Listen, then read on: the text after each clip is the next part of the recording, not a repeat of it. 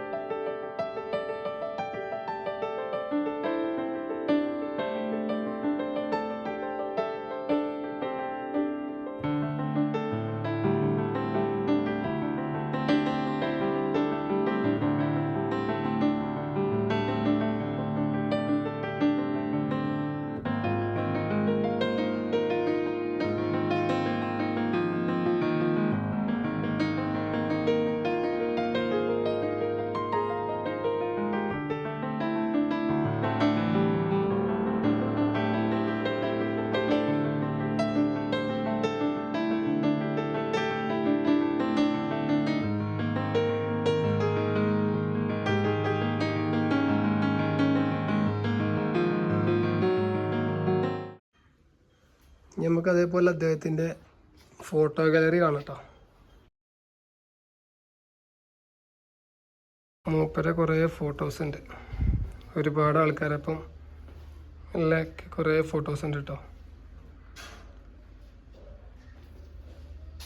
Just അതിന് വേണ്ടി മൂപ്പരെ കുറച്ച് ഓർമ്മകൾ ആൾക്കാർ വിസിറ്റേഴ്സിനൊക്കെ വരുമ്പോൾ കാണാൻ വേണ്ടിയില്ലേ കുറച്ച് ഫ്രെയിമുകളാട്ടോ.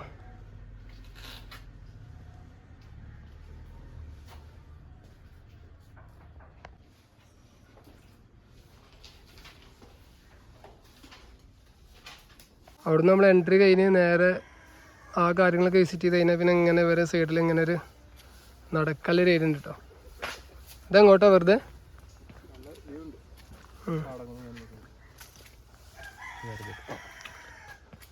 അതിങ്ങനെ റൈറ്റ് സൈഡിൽ പാടും, ലെഫ്റ്റ് സൈഡിൽ വീടുകളും കേട്ടോ. അപ്പം ഇങ്ങനെ നടവായി.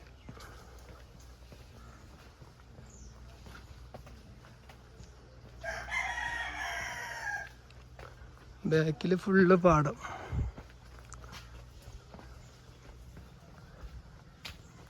ഇതെങ്ങോട്ടത് പോണേ?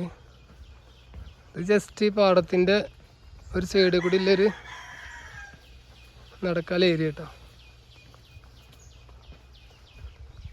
അതിങ്ങനെ ഇങ്ങോട്ട് പോയി കഴിഞ്ഞാൽ അത് നേരെ ഒരു കുളത്തോട്ടാണല്ലോ.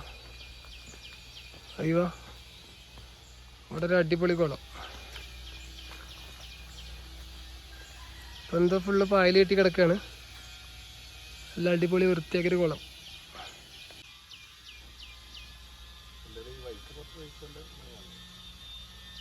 ഇത് നമ്മൾ ഇപ്പോൾ നടന്നു വന്നതിൻ്റെ ഓപ്പോസിറ്റ് സൈഡ് ഇതാട്ടോ.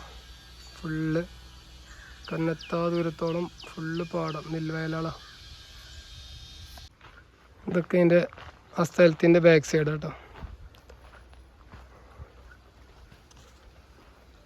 ധർമ്മപുരാണം, അതിൻ്റെ ഒരു കുറച്ച് ഒരു ചിത്രപ്പണികൾ. ഇത് മധുരം ഗായതി, ഇത് ഗുരുസാഗരം,